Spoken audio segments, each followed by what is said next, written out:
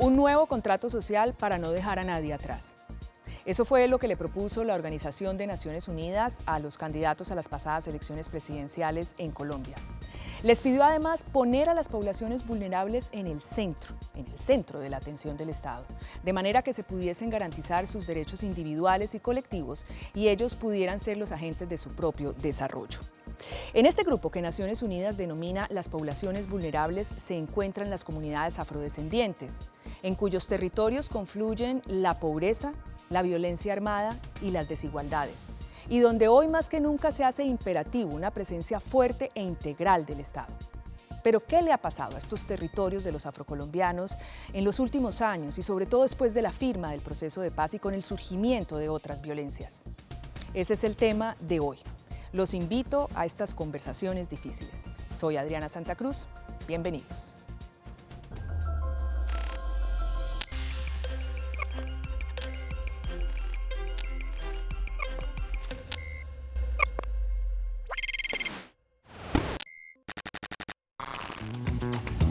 Nuestros invitados para el día de hoy, Erlendi Cuero Bravo. Ella nació en el municipio de Buenaventura, en el corregimiento número 8, vereda Guaimía. Su niñez y adolescencia la vivió entre la zona urbana y la zona rural de Buenaventura, lugar donde fue víctima de varios hechos, como el homicidio de su padre y desplazamiento forzado. Ella es abogada, especialista en educación de derechos humanos, igualmente se ha formado en derechos de población víctima del conflicto armado con énfasis en la población afrocolombiana. Realizó una formación en gerencia para la gobernabilidad auspiciada por la Universidad Externado, otra formación política y de género para mujeres afrocolombianas. Es también becaria del programa Ethnic Communities Historical Memory Initiative, que es una iniciativa para recuperar la memoria histórica de las comunidades étnicas promovida por Estados Unidos. Es representante legal y coordinadora de Afrodes Cali, vicepresidenta de Afrodes a nivel nacional y es delegada del Espacio Nacional de Consulta Previa. Pues es un placer, Erlendi, tenerla aquí. Muchas gracias por aceptar la invitación. Con mucho gusto, Adriana. Y nuestro otro invitado es John Jairo Caicedo. Él es administrador de empresas, es bonaverense también, fue víctima del conflicto armado en Buenaventura, ha hecho aportes en políticas públicas de comunidades negras y es columnista de opinión del Diario Occidente. John Jairo, bienvenido, gracias por aceptar la invitación. A usted, muchas gracias, Adriana. Bueno, empiezo a hacerles preguntas un poco críticas sobre el documento que Naciones Unidas le entrega a los candidatos presidenciales. Y presupone Naciones Unidas, o dice, y le recomienda al actual gobierno que debería acoger estas recomendaciones, que haya, y ojo con esto, les voy a leer, una presencia integral del Estado en cada territorio, especialmente donde confluyen pobreza, violencia armada e inequidad. ¿Para qué la presencia del Estado? Pues para garantizar todos los derechos y que se proteja la vida de los pobladores desmantelando estructuras criminales y se brinden las garantías de seguridad. ¿Eso existe en sus territorios? Y empiezo por usted, Erlendi. Claro, Adriana, de verdad que primero agradecer por el espacio de que nos permita hablar de esas situaciones que seguimos viviendo y que efectivamente uno siente que se olvida, ¿cierto? Que en las dinámicas de que vivimos cada quien en sus afanes se normaliza todo lo que ocurre con ciertas poblaciones.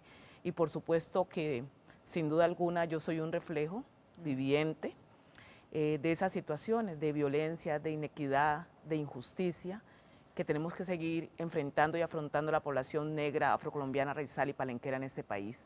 Entonces, desde allí considero que el gobierno hoy tiene un gran desafío porque no se ha logrado avanzar frente a esa situación que esperamos que efectivamente se contribuya a generar los cambios para poder garantizar la vida y la subsistencia y sobre todo la dignidad de la población negra afrocolombiana, raizal y palenquera. Lo que le tendría que preguntar es, ¿usted siente presencia del Estado en esas comunidades?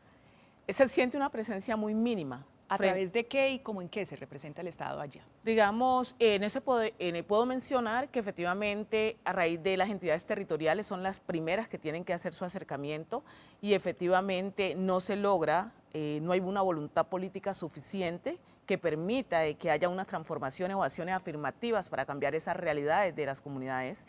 Ejemplo, quiero mencionar, de la Alcaldía de Cali hemos podido trabajar muy cercano con dos subsecretarías, que es, bueno, tres, Subsecretaría de Poblaciones y Etnias, Subsecretaría de Víctimas y la Secretaría de Salud, frente a unos temas específicos, pero casi el total del Estado mayoritariamente no aparece como deberían esas comunidades, y es de allí pues que efectivamente sigan ocurriendo todo ese tipo de situaciones que has mencionado. Y mucho más en sector rural, asumo yo, alejados de estas grandes capitales, porque una cosa es que usted me diga la presencia en Cali, yo casi que la doy por descontada, ¿qué tal si no? Pero me voy más allá en comunidades que están en el Pacífico, en plena selva, en ríos, cerca al mar, el abandono, supongo allá es mucho más latente. Claro, efectivamente yo soy de un corregimiento, como lo menciona en mi presentación, corregimiento 8, donde allí no se conoce cuál es la actuación del Estado, donde allí la gente tiene que sobrevivir de lo que tiene, su pan coger, pero las posibilidades de condición, de incluso de atención médica, de necesidades básicas que cualquier ser humano debería tener no existen. Los colegios, escuelas son abandonados, hay la voluntad de las mismas comunidades que se han formado para educar su comunidad y puede ser un docente para todas unas materias, y efectivamente en el caso de la salud, la existencia de los centros de salud, puestos de salud, viven cerrados. Entonces, desde allí la oportunidad de generar ingreso no se tiene, y esto conlleva a que las estructuras criminales pues efectivamente allí asienten con mayor presencia, pero además su fortaleza esté en reclutar y ofrecer unas, digamos, esas oportunidades, mal llamadas oportunidades que nuestros jóvenes esperan. Claro, un ingreso rápido. Claro. No digo fácil porque no es fácil pertenecer a una estructura criminal, asumo yo, pero esa es la opción a veces única que tienen en estos territorios. John Jairo, ¿cuál es el análisis que usted tiene? Es decir, usted también conoce, en algunos momentos ha estado haciendo parte del Estado. La pregunta aquí es esa, por esa presencia del Estado en esas comunidades apartadas. Bueno, yo creo que lo importante es que el Estado debe dejar de escudarse diciendo que el territorio es muy grande y que es imposible llevar las políticas públicas y los planes de acción a todo el territorio, porque el Estado hace parte del Estado de los gobernantes que son elegidos no por una parte del territorio, sino por todo el territorio, lo que los obliga inmediatamente a ejercer ese rol de cuidadores de la vida y fomentadores de las acciones positivas en pro de esas comunidades. Sin duda alguna, el descontento general que hay no solamente en el Pacífico, en Colombia, en nuestras comunidades negras que tienen unas situaciones bastante difíciles, no es producto simplemente del imaginario, sino que es producto de una realidad difícil con la que hemos crecido. Hace 20 años atrás, cuando todavía era un niño, crecí viendo la violencia en Buenaventura. Crecí conociendo y escuchando las armas y viendo episodios duros como los bombardeos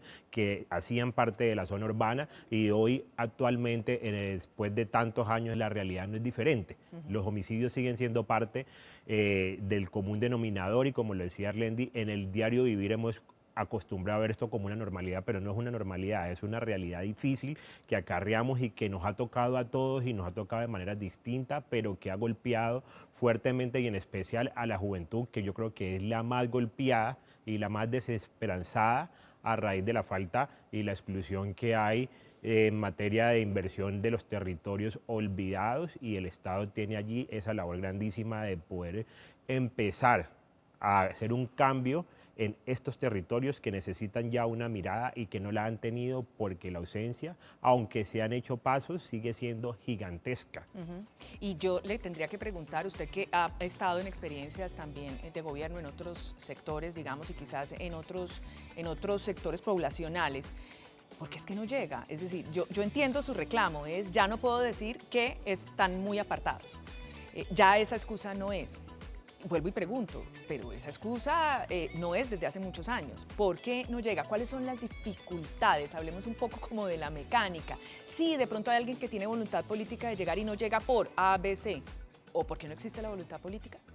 Primero que todo, uno no puede desconocer que cuando el Estado no llega es porque no existe voluntad política. Efectivamente, la voluntad política es el principio para que las políticas públicas funcionen, pero es una realidad que uno no puede desconocer también, y es que la burocracia administrativa del Estado impide también en muchas ocasiones el ejercicio y el cumplimiento de metas y planes de acción.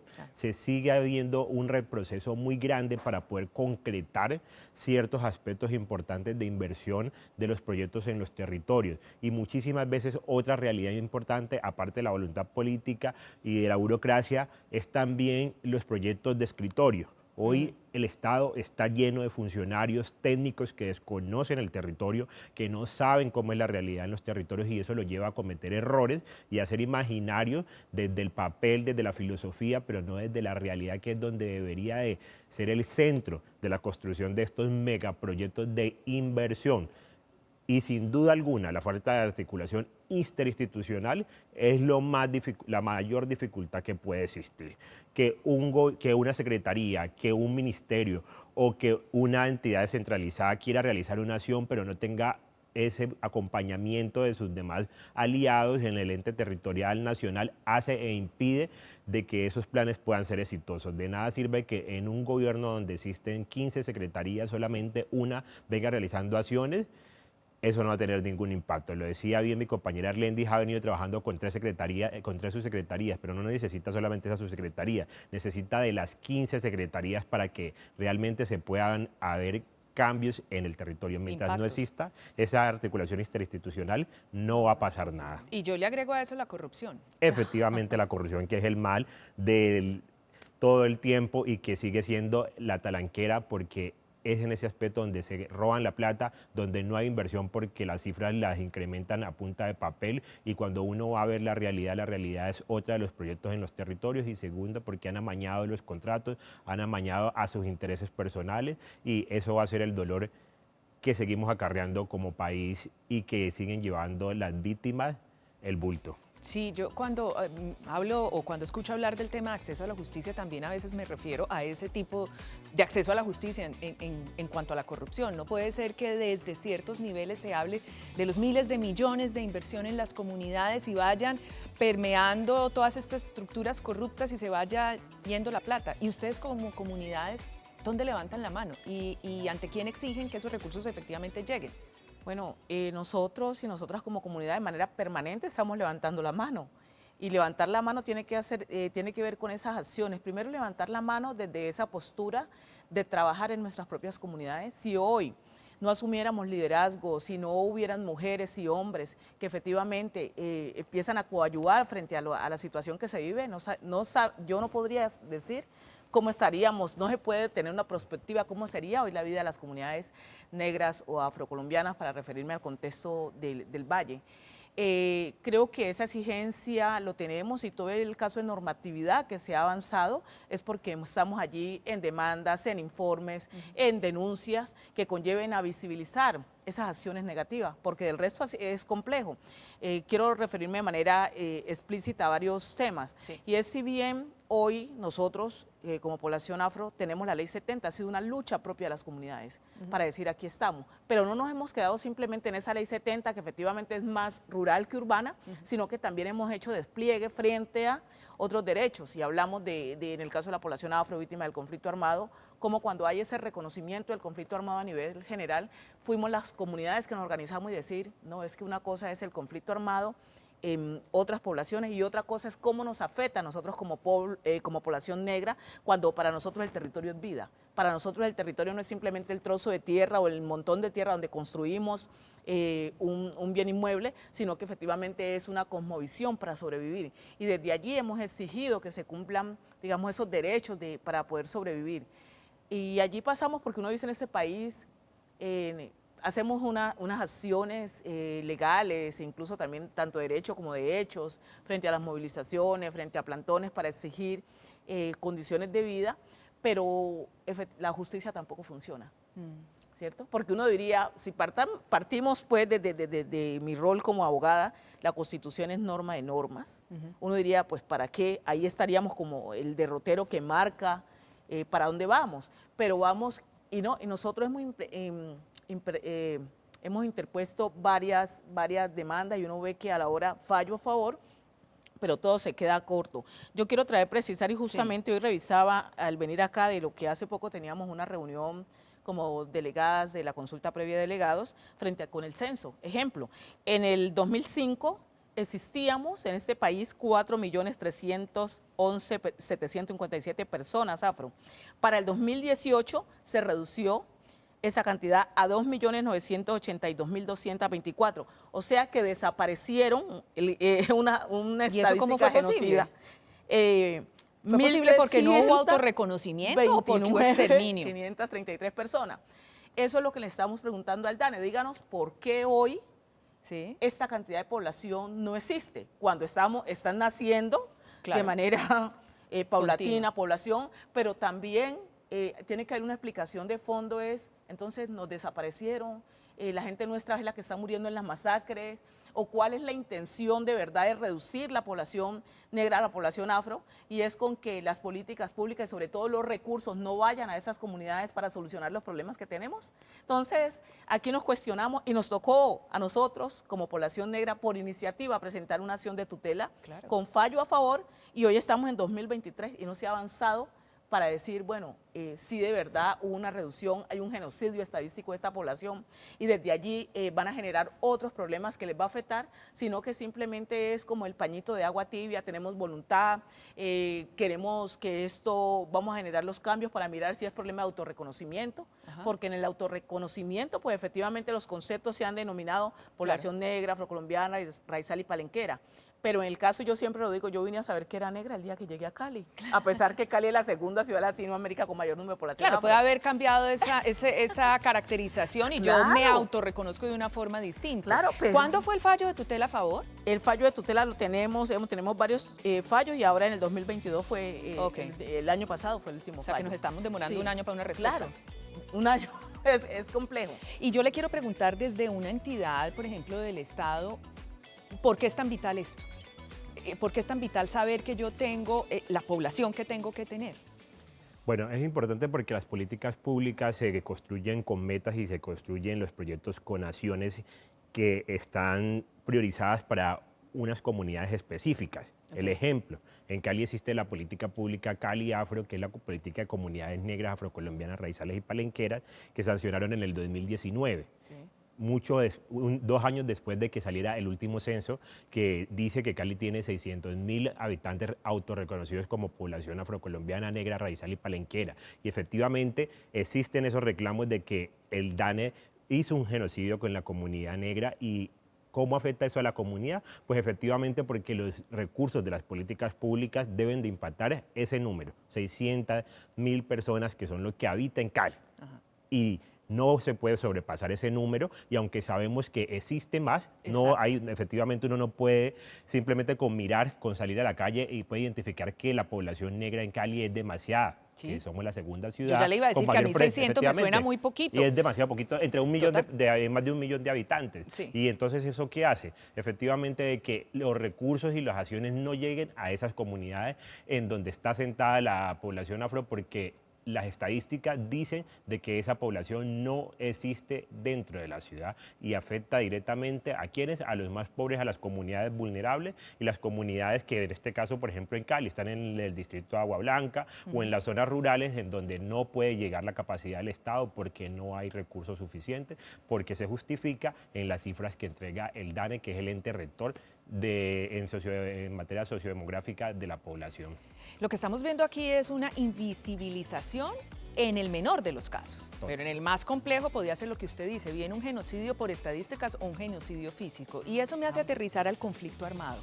Porque cuando se hace un análisis de lo que ha sucedido en Colombia y sigue sucediendo con un conflicto que no se ha desmantelado, pues uno ve que las poblaciones afrocolombianas son de las más vulnerables. En estos días estaba justo escuchando un debate sobre el tema de la violencia sexual ligada al conflicto armado en Colombia.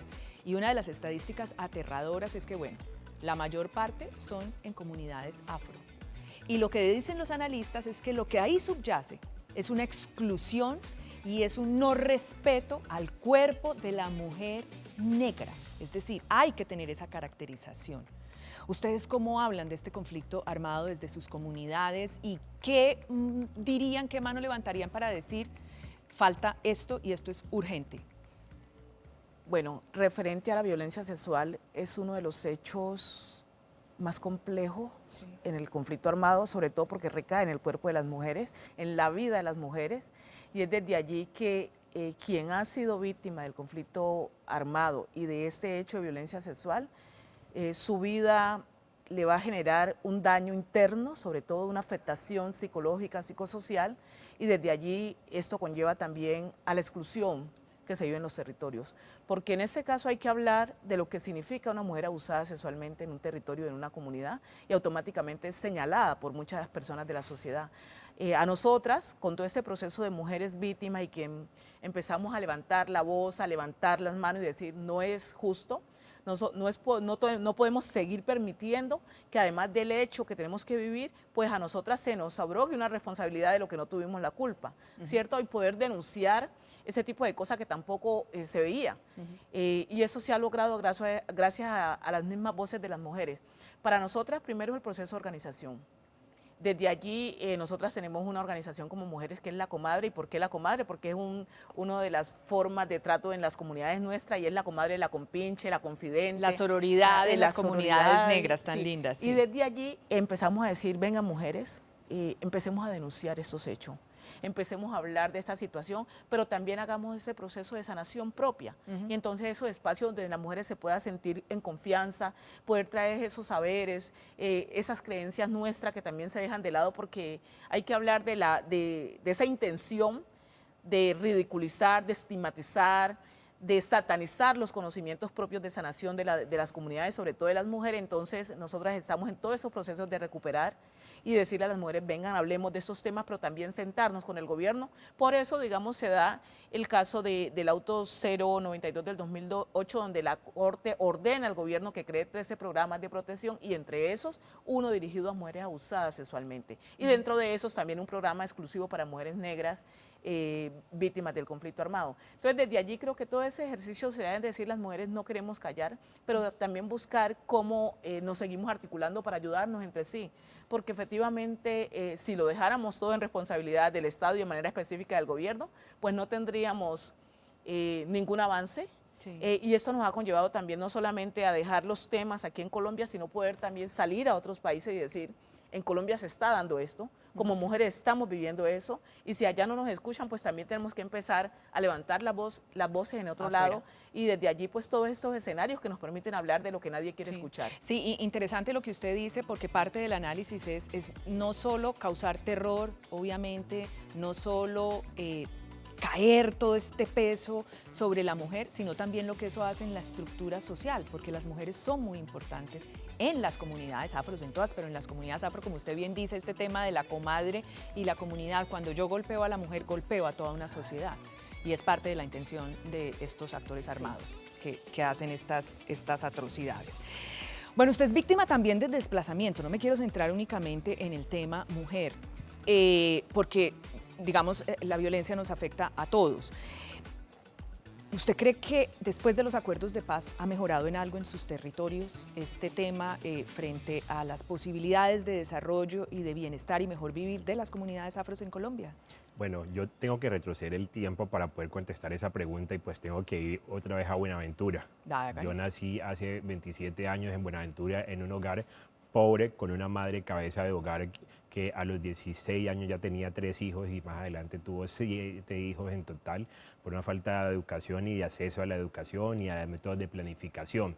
Nuestra vida estuvo marcada por la violencia, y cuando llegamos a Cali, efectivamente fuimos revictimizados, una familia pobre, con unos niños pequeños, con una mujer buscando y abriéndose oportunidades ante los procesos de victimización que se vivían en Buenaventura, y fue totalmente duro.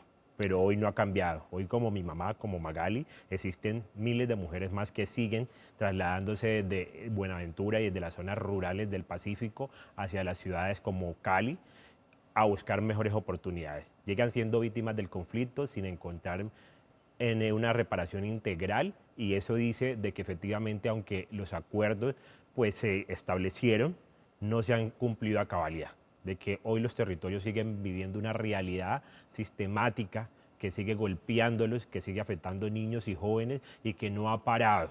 Uno no puede desconocer de que con estos acuerdos pudo haber una reducción en algunos territorios, pero en nuestros territorios, los territorios afro, se sigue viviendo la misma realidad de hace 30 años. Los acuerdos buscaron no solamente traer ese cese al conflicto, sino que también oportunidades de educación, salud y mejoramiento básico en las necesidades y los derechos de las comunidades, pero eso no se ha visto. Nosotros seguimos llenando la cifra. Cali sigue siendo una ciudad receptora más alta de población víctima del conflicto armado, y aunque en Cali se creó una subsecretaría de víctimas que es exclusiva en todo el país, sigue las víctimas llegando a Cali sin un respaldo total del Estado, porque la capacidad está desbordada. Claro. Y eso dice que entonces en los territorios sigue siendo esa misma realidad. Erlendi, justo sobre el tema de los acuerdos de paz, ¿tiene usted una crítica frente a los acuerdos de paz o un recorderis amable, por decir así, de lo que sucedió respecto a las comunidades negras y cómo fue que se logró introducir en la agenda y reconocer derechos específicos de la comunidad afro en Colombia? Sí, creo que escuchando a mi compañero John, me lleva primero a esos tiempos que llegué. Uno de mis hijos tiene la misma edad de él y automáticamente uno se ubica y es importante hacer memoria. Cuando se inicia este proceso de diálogo en La Habana entre gobierno y FARC, yo le llamo la conversa de yo con yo. En este proceso nos tocó a las comunidades negras, afrocolombianas, raizales y palenquera exigir poder hacer parte de esos acuerdos de paz y estratégicamente con organizaciones hermanas, inicialmente los afro, decidimos crear el consejo, el COMPA, que fue el Consejo de Paz Afrocolombiano. Y allí nosotros en Bogotá, organizaciones, empezamos a plantearnos movilización, salir por la séptima con ollas, todo el mundo de los territorios llegaba y decía exigir que estemos allí en La Habana. Posterior, veíamos que no era necesario, además de la población afro, ¿quién más ha sufrido el conflicto como lo sufren las comunidades indígenas? Correcto. Entonces dijimos también, hermanos indígenas, aquí toca que unirnos, porque nos unimos o nos jodemos, como dicen en mi pueblo. Sí. Y ese unirnos significaba crear la comisión étnica para poder trabajar unas propuestas para llevar a La Habana o no llevar porque no nos habían invitado, por lo menos decirle, bueno, exigirle. Eso es lo que estamos aquí haciendo y vamos a exigir el cumplimiento. Y fue allí donde nos escucharon en un momento de una cartilla que habíamos escrito frente a nuestras situaciones y frente al tema que se estaba tocando, sobre todo el tema de tierras y territorio, pues era importante tener esa voz y sobre todo esa participación. Allí creamos, o el gobierno nos dio asiento y pudimos, lo que hoy se conoce como el punto 6, en los acuerdos de paz, que es el capítulo étnico. Pero fue una iniciativa de las comunidades, no fue el gobierno que nos dijo a nosotros en ningún momento, vengan y siéntense aquí, para nada. Pero ¿cuál es la gran preocupación y el desafío? Y es que lo que allí se pactó y lo que allí acordamos que efectivamente se iba a lograr y se iba a transformar, pues no hay un avance. Dígame, ¿qué fue ese punto importante en la agenda o los puntos importantes de esa agenda étnica que ustedes introdujeron? Primero, el reconocimiento del impacto desproporcionado del conflicto armado en la vida de las comunidades étnicas. Segundo, el tema de tierras, que efectivamente se diera, y la protección al territorio, sobre todo, con condiciones de vida para las comunidades y no que fueran expulsadas. Y entonces, cuando vemos esa realidad comparada hoy desde el 2016, que han pasado 7 años, bueno, se van a cumplir 7 años ahora en noviembre, eso es distante a que se pueda gozar de ese reconocimiento o ese avance. Primero porque hay que reconocer sin duda alguna que venimos de un gobierno nacional anterior, que esos acuerdos de paz, para nada, fue casi decir no se implementaron. No se implementa, además la intención de hacer los trizas, porque no se creía en esa paz, porque efectivamente es la paz como se mencionaba y se reiteró a los colombianos que era la paz de Santos favoreciendo a los guerrilleros de FARC, y entonces hubo todo ese tema de que no se quiere esa paz, y entonces llegó este gobierno con, creo, una intención, pero una intención que uno ve en palabras. Buena en papel, pero sí, difícil de pero realizar, no una paz total. De esa paz total que uno vea materializada en nuestros territorios. Entonces simplemente se quedó hacia que estamos el gobierno del cambio, que se requiere tomar esto, pero ¿cómo se va a tomar? Y cómo vemos esa realidad y la contrastamos con lo que viven las comunidades hoy. Nuestros territorios, ¿cómo está? ¿Cómo está el Nariño? ¿Cómo está el Cauca? ¿Cómo está el Valle? ¿Cómo está Chocó? ¿Cierto? Donde hay mayor presencia de las comunidades negras, afrocolombianas, raizales y palenqueras, allí aún el conflicto persiste. Claro. Y persiste asesinando, masacrando a nuestra gente, que muchas de esas otras cosas no salen en medios de comunicación. Que simplemente el que tiene el arraigo, el que tiene la relación y articulación con los territorios, sabe lo que está ocurriendo allá. Pero las condiciones para nosotros hoy es bastante preocupante y creo que desde allí Naciones Unidas tendrá que tener un desafío también de conversar con el gobierno que está, pero con el gobierno entrante, para generar las condiciones de vida para nuestra gente, porque qué pena que me tomen seguro más tiempo, Adriana, no, tranquila. Porque la gente nuestra sigue saliendo de los territorios, pero qué condiciones de vida, lo que mencionaba John, están en las ciudades receptoras, por ejemplo. Exactamente, y allí es complicado. Claro, y yo le quiero preguntar, justo, o sea, me está diciendo, hay unos, digamos, compromisos que nacen del acuerdo del 2016, firmado en el 2016, que no se han cumplido. Pero hay también otros actores que siempre han estado allí y que seguramente ante la salida de un grupo, pues ellos cooptan otros. De ahí un poco la propuesta de paz total de este gobierno. Sin embargo, entiendo y estoy refraseando para tratar de entender su punto. No hemos cumplido con lo que ya venía y ahora intentamos tener algo más ambicioso. ¿Difícil es lo que usted está diciendo? Claro, totalmente difícil porque si yo voy a erradicar o digamos en el acuerdo que se llevó a estas personas que están causando daño a unas comunidades, pues debe llegar automáticamente la oferta del Estado para no dejar, pero resulta que nada sirvió que la FARC diera un paso, pero cuando llegan otros Estructuras criminales, violentas, todo violentas. lo que sea, y que efectivamente sigue haciendo igual daño o peor daño del que estaba haciendo el otro. Claro. Entonces uno dice cuál es la perspectiva que se tiene frente a las comunidades, cuál es la realidad que se espera que nosotros podamos asumir y cómo nosotros vamos a creer en un país como Colombia cuando hay una exclusión que nos marca, porque eso también está transversalizado, y un racismo estructural y una discriminación, que de eso también hay que hablar. Es que es parte de lo que los analistas dicen, que lo que le está sucediendo con el conflicto a las comunidades, por debajo subyace una exclusión histórica, en razón de etnia, por así decirlo. El tema jóvenes, con esta perspectiva que nos está contando Erlendi, un conflicto que si bien uno pudo haber firmado con un grupo, y una cosa es que no se hayan cumplido esos acuerdos, pero además persisten otros factores de violencia en el territorio, el impacto en la juventud, quiero que usted me hable de eso. Bueno, Adriana, quiere que le cuente algo. Los jóvenes y la población afrocolombiana, negra, raizal y palenquera no solamente es víctima de los actores al margen de la ley, sino que también nosotros aportamos el mayor número de jóvenes reclutas del ejército colombiano. Somos los jóvenes afrocolombianos, negros, raizales y palenqueros pobres que seguimos prestando servicio, manteniendo esa defensa en contra de la guerra, y somos siendo masacrados, no solamente por estos criminales, sino que también vamos y hacemos esa labor de cuidar al país, y no hay garantías todavía para esos jóvenes que también que llevan la guerra desde ese punto de vista. O sea, en lo legal, y usted me lo dice es porque no hay otra opción, voluntariamente, hay ciertos mecanismos que hacen que sea forzoso. Quiero que me explique un poco eso. Yo le digo por qué. Porque estamos hablando de las Fuerzas Armadas. De las Fuerzas Armadas. Primero, uno de los capítulos importantes y que se venía trabajando con el Acuerdo de la Paz en La Habana, efectivamente, es la no obligación de prestación de servicio. Okay.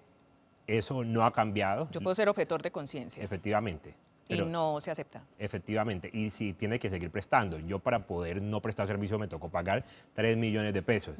Eso es un absurdo. Claro. Otros jóvenes que no tuvieran esa oportunidad les hubiera tocado ir a matarse, a dar bala, y mientras los hijos de los ricos que no defendieron esos acuerdos y que están en contra de que se acabe la guerra, siguen yendo a las universidades y siguen teniendo unos privilegios que no tenemos los jóvenes que venimos de las zonas rurales o que venimos de los hogares empobrecidos. Pero ¿cómo ha impactado esa guerra a los jóvenes? De todas las maneras. Efectivamente, los jóvenes son la presa fácil del conflicto armado, y una realidad propia son los territorios de las comunas negras aquí en Cali, como la Comuna 15, en donde podemos ver que la delincuencia hoy está sostenida por los jóvenes, que, como lo decía Erlendis, son captados por estos grupos que ante la ausencia del Estado los reclutan, ofreciéndoles unas falsas oportunidades y una solución mediana y mínima a sus necesidades, que los jóvenes ven como una opción ante la ausencia y la carencia de todas estas oportunidades que sí tienen los otros jóvenes. Ha impactado el conflicto demasiado a los jóvenes, y los jóvenes siguen llevando la peor parte. Somos parte grande de la estadística de muertes violentas en las ciudades y en el país, y eso no ha cambiado para nada. Siguen los jóvenes sin oportunidades de educación, sin oportunidades de empleo, que son acuerdos que estaban en La Habana pero que no se han cumplido. ¿Y quiénes son el mayor número? Pues efectivamente los jóvenes afrocolombianos, raizales, negros y palenqueros que existen en Colombia. John Jairo, parte de lo que presupone este documento dice, bueno, para poder avanzar en bienestar, en desarrollo de todas las comunidades, y aquí específicamente de las comunidades afro, pues hay que solucionar un tema de conflicto, porque mientras el conflicto esté, difícilmente se pueden cumplir todos los beneficios que el Estado quiere ofrecer a la población, empezando porque difícilmente el Estado está llegando a estas poblaciones. ¿Cuál es ese reclamo que ustedes hacen como juventud, por así decirlo, para el Estado? El reclamo que hacemos son garantías justas y equitativas. ¿Qué es eso? Explíquemelo, Que desmenúcemelo. básicamente de que el Estado, nosotros tenemos claro que la guerra no se va a acabar ni con el acuerdo de La Habana ni tampoco con la paz total que propone el presidente Gustavo Petro. Decir eso sería una falacia y una totalmente mentira. Lo que los jóvenes necesitan, y especialmente los jóvenes afro, negros, raizales y palenqueras, es equidad. Equidad en que el Estado entienda de que nosotros necesitamos unas oportunidades distintas porque tenemos una realidad distinta y la guerra nos ha golpeado de manera distinta. No nos pueden dar el mismo tratamiento que le dan a los jóvenes que tienen privilegio y que pertenecen a otras etnias porque no han vivido el dolor de la guerra de la misma manera y tampoco se han visto truncados sus sueños de esa misma forma. Nosotros tenemos muchísimas barreras. El racismo estructural, la guerra, la pobreza, todo lo que existe alrededor y los misterios de nosotros y lo que nos desconocen de nuestra historia y lo que nos han alejado de nuestros territorios. Eso hace que debemos de ser tratados de manera diferencial. El enfoque étnico-racial es necesario para aplicarse en los proyectos y en los planes de nosotros y el Estado no lo ha entendido. No lo ha entendido porque el gobierno sigue creyendo que a los jóvenes afro les puede dar el mismo tratamiento que le da a los demás y que nos puede seguir incluyendo en las mismas becas que incluye a toda la población, que nos puede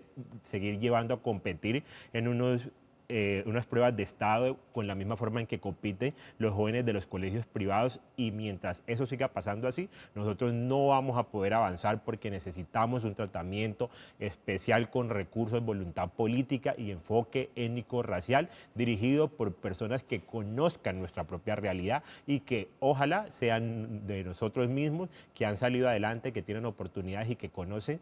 Esos profesionales son los que deberían de estar dirigiendo los programas que son para los jóvenes afro. Mientras eso no pase, no va a pasar nada. Me parece interesante porque creo que este llamado le abre los ojos a muchas personas que no ven esa diferencia, porque claro, lo miran desde donde están. ¿Usted me puede dar, por ejemplo, un ejemplo de por qué es distinto o un ejemplo de cómo sería una de estas soluciones con pertinencia con esa visión étnica?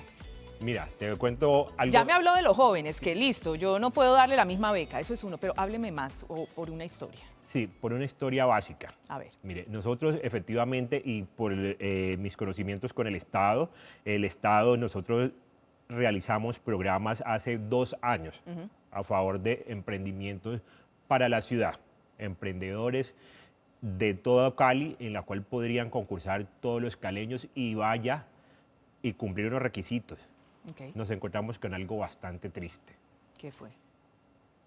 Todas las personas que hacían parte y que podían cumplir con los requisitos especialmente eran personas mestizas, personas de estratos alejados a la población afro y a las estadísticas en donde están las comunidades negras en estas comunas de Cali. ¿Eso qué nos refleja efectivamente? Que el Estado sigue teniendo ausencia en la preparación de estos otros emprendedores que sabemos que existen en los territorios, pero que no cumplían efectivamente con los requisitos y los comparamos con estas otras personas que tenían toda esa cantidad de oportunidades. Pero ¿cuáles eran los requisitos que los excluían desde ya a la población? Los excluían la educación, primero que todo. Nosotros no podemos desconocer de que efectivamente nuestra población tiene unas barreras para llegar al acceso a la educación superior y mientras la educación siga siendo una barrera y siga siendo un requisito para llegar a algunos programas, eso hace que efectivamente nuestra población esté excluida. Efectivamente, la construcción de planes que siempre piden los programas estratégicos que desconoce nuestra comunidad, es una talanquera para que ese joven, esa persona, esa mujer pueda llegar y acceder a ese programa, lo que hizo efectivamente de que esos recursos, esos programas se quedaran en las mismas poblaciones de siempre, mientras nuestras comunidades seguían siendo afectadas en los territorios sin poder llegar a esos programas porque no cumplían con los requisitos, porque tenían desconocimiento y porque nunca fueron preparados para poder acceder a ellos. Óigame, John Jairo, y a partir de esto no hay un diagnóstico, un análisis, una propuesta de decir cómo podemos hacer unas reglas del juego o unos requisitos que sí sean pertinentes para esta población. ¿Eso se está haciendo al menos? Le cuento que yo he estado efectivamente en la mesa de la comunidad, pero también en la mesa del Estado. Ajá. Y cuando estaba en la mesa del Estado no me he podido olvidar de algo que me identifica y es mi color de piel y mi historia. Cuando he estado en el Estado siempre ha habido una propuesta y es el enfoque, la aplicación del enfoque étnico-racial diferencial. Ajá. Se ha propuesto, se ha insistido en él, pero la voluntad política impide de que se reconozca. He escuchado a mandatarios decir de manera clara y precisa que no pueden aplicar enfoques étnico-raciales porque no tienen la capacidad de recursos para darle a la comunidad afro, mientras la otra comunidad también tiene las mismas necesidades, cosa que es totalmente equívoca porque son dos mundos distintos, necesidades distintas, y la ley es muy clara en que el enfoque étnico se debe aplicar, pero como falta esa voluntad política y existe el racismo estructural que me ha tocado vivirlo estando dentro de las administraciones y de los gobiernos, hace imposible que se pueda cumplir con toda esta cantidad de necesidades y se pueda abrir oportunidades especiales para nuestra comunidad. Erlendi, bueno, después de esto que me ha dicho usted y me ha dicho John Jairo, leo el objetivo 16 de los Objetivos de Desarrollo Sostenible, valga la redundancia, de Naciones Unidas. Abro comillas, dice, promover sociedades justas, pacíficas e inclusivas. Por lo que veo, si le tomamos el examen a este punto, en las comunidades afro estamos lejos de cumplirlos. Creo que todo se queda simplemente en el informe, y cuando yo mencionaba hace un rato, y si ese informe se hace desde el escritorio, sin la voz de las comunidades que viven las situaciones, pues entonces se genera ideas equívocas, y a veces yo no quiero decir que sea de mala voluntad, porque a veces queremos hacer mil cosas, pero cuando no se conoce yo no puedo venir a plantear ejemplos sobre cámaras y estudios cuando yo no sé cómo es eso, ¿cierto?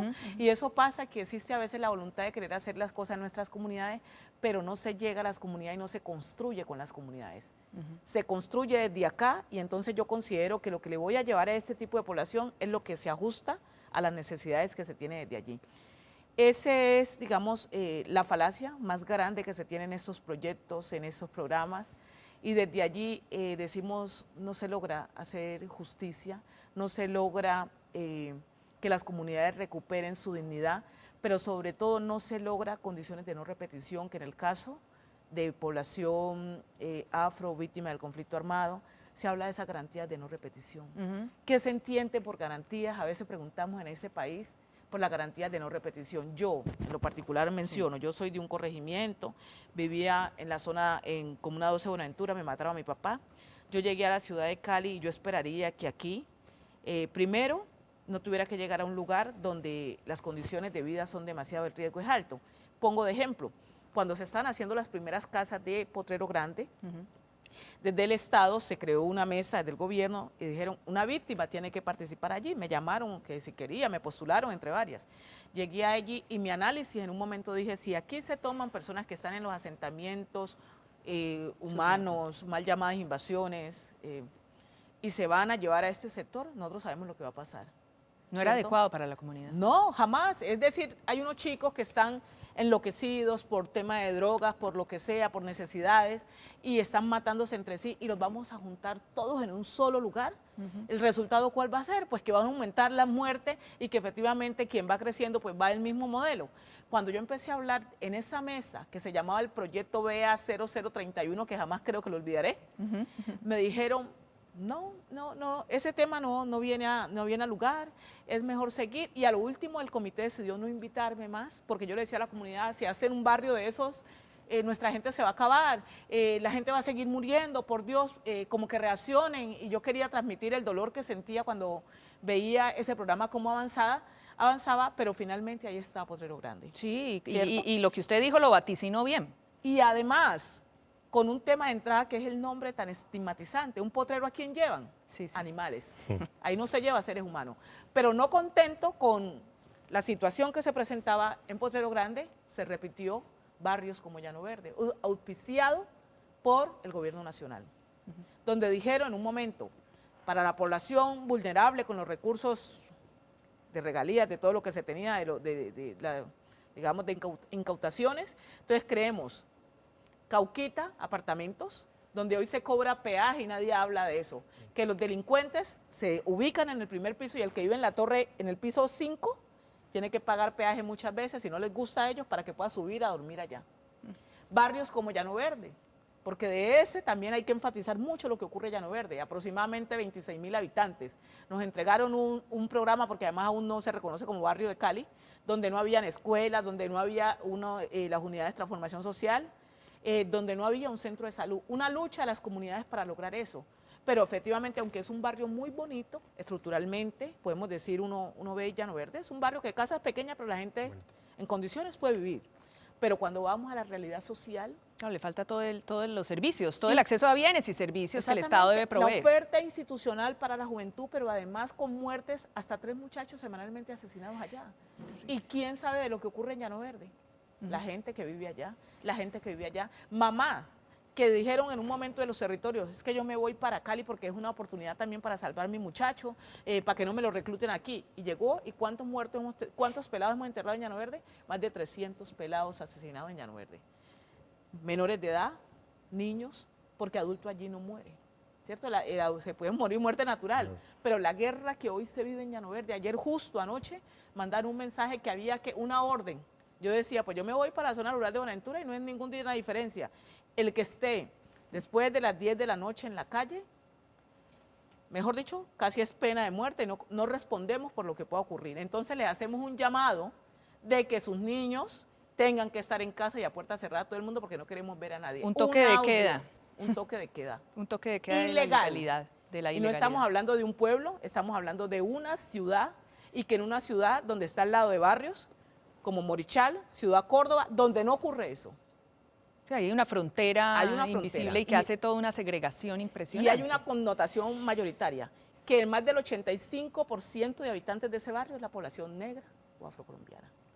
Y el otro 90% podemos redondear víctimas del conflicto armado. Entonces, desde allí nos preguntamos, y cuando venimos de una masacre que quiero traer a colación en el 2020, que acabaron con la vida de 5 adolescentes, sí, y que además enfatizaron en decir en esta ciudad principalmente y después en este país que había que matarlo porque eran los negros delincuentes cuando nadie sabía la historia de esos niños. Terrible. Por eso fuimos como movimiento de comunidades, de organizaciones que decidimos irnos a la calle y decir, si no podemos devolverles la vida, por lo menos le limpiamos la dignidad a su memoria. Y ahí logramos que hoy se tuviera en la Casa de la Memoria, reconocido ellos como víctima de una ciudad, y que efectivamente entendemos que no es, porque aquí no quiero enfatizar que yo tenga, digamos, mi percepción negativa sobre la ciudad, no. Yo agradezco a esta ciudad porque las 250.000 víctimas que hoy están acá y el subregistro que se mantiene, que mucha gente no declara, también se le agradecemos a la caleñidad que nos ha abierto esas puertas. Y a mucha gente que nos ha dicho aquí, vénganse con nosotros. Pero hay un movimiento de mala voluntad institucional, políticos, la corrupción, pero también estas pequeñas, podemos decirlo así, porque yo creo que es más la gente que hace bien que la que hace el mal. Unos pocos delincuentes que se encargan de dañarnos la vida a todos. Y quiero, digamos, ese reconocimiento a esta ciudad porque también reconozco esas oportunidades. Yo me formé en esta ciudad, John se formó en esta ciudad porque en nuestro territorio no lo pudimos hacer, y muchos de la gente nuestra hoy se está formando en Cali, y ha sido de la mano también de mucha gente que nos ha abierto las puertas. Pues yo casi que no tengo palabras para concluir después de lo que les he escuchado a ustedes dos. Básicamente que sí, como bien dice este documento, el reto histórico de Colombia para poder superar toda la pobreza, la inequidad, la violencia, la injusticia frente a las comunidades afros es enorme. Que pudo ser que los acuerdos de paz del 2016 hayan garantizado que muchos combatientes se fueran de las filas, y eso quita presión, por supuesto, pero es que al conflicto armado subyacen todas estas inequidades históricas. Y que no solo estamos hablando del campo, estamos hablando de lo que está pasando aquí, al ladito, en Cali, en las casas de todos nosotros. Les agradezco mucho a ustedes por su sensibilidad, por su honestidad en esta charla. Soy Adriana Santa Cruz y nos vemos en otro capítulo de Las Conversaciones Difíciles.